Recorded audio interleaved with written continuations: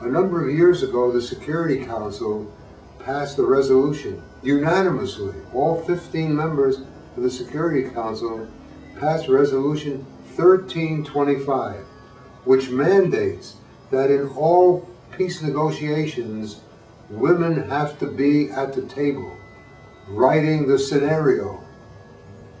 Has that been accomplished? No. Do people know about it? No. Is it common knowledge? No.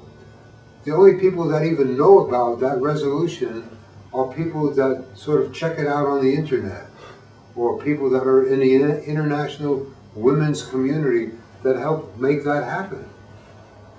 So many things that the UN does are things that are unknown to ordinary people. And I found that out some time back because I became aware that the UN was passing conventions and treaties. Now, a convention and treaty, once the UN passes it, it's open for signature by the different 192 member states.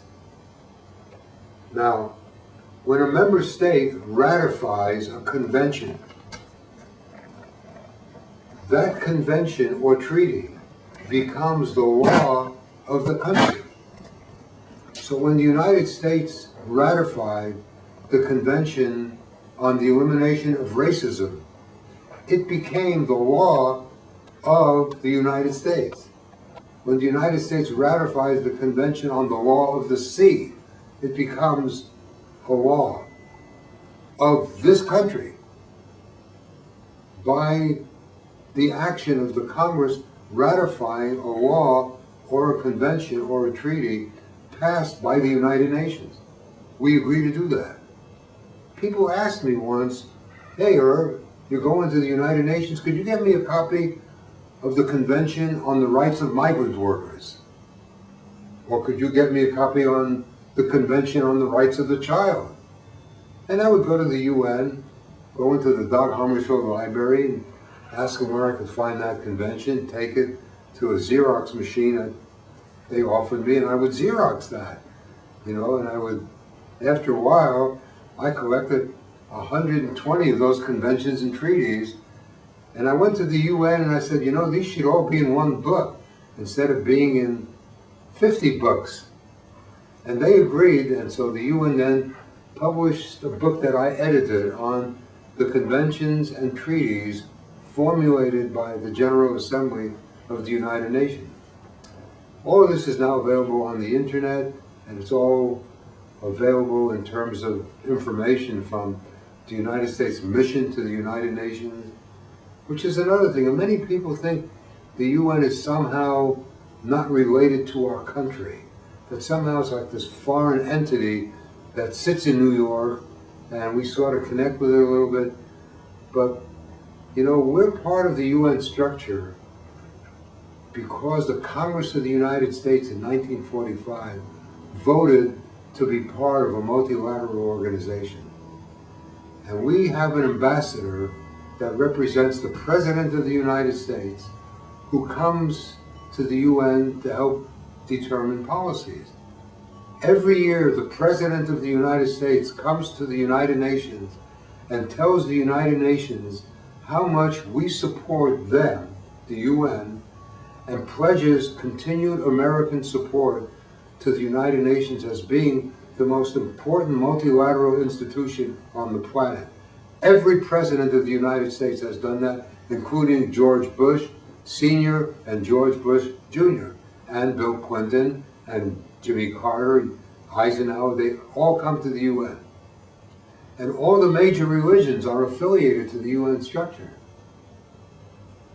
Whether it's the Catholic Church, the Christian churches, the Islamic churches, the Jewish faith, the Baha'is, they're all related officially as non-governmental organizations. When the Pope comes to the United States, always he will come to the United Nations to tell the world that his institution is a major supporter of the United Nations. And that's true about other religious leaders also. So, the United Nations is universal in terms of both nations and people's movements. And because it's universal, it has a certain ambience. So that the east side of New York, every country that's in the United Nations, 192 countries, has a mission. The United States mission to the United Nations has about 500 employees. The money comes out of the State Department, and that mission is headed by an ambassador. His name is Khalazad. He's our present ambassador to the United Nations. And what's the purpose of the mission of the United States to the United Nations? The purpose of that mission is to help the United Nations be a more effective institution. Now, so we've given the United Nations, we, the people of the world, have given the United Nations a lot of responsibility.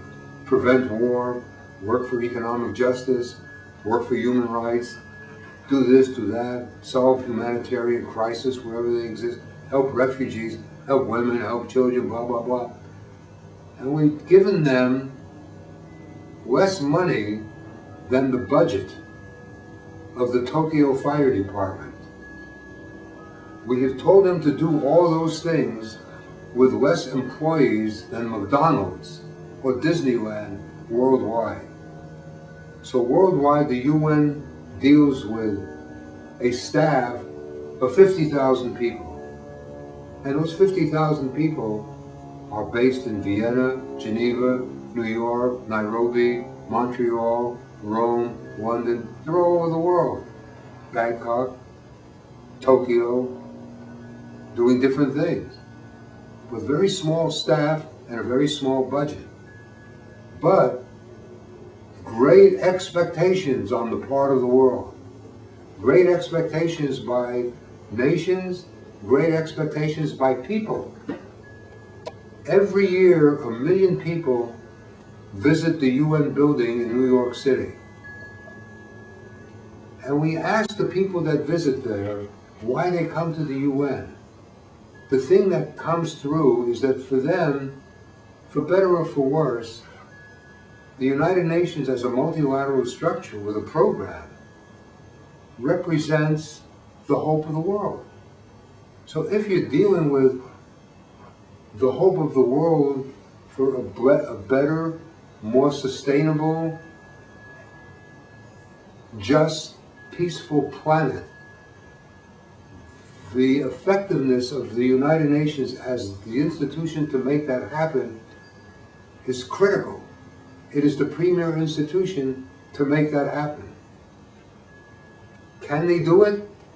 They can only do it with the involvement of individuals at the grassroots level who pressure their governments, pressure their congresspeople, their senators, the organizations they belong to assist the UN in carrying out its mandate, to assist the UN in carrying out its programs.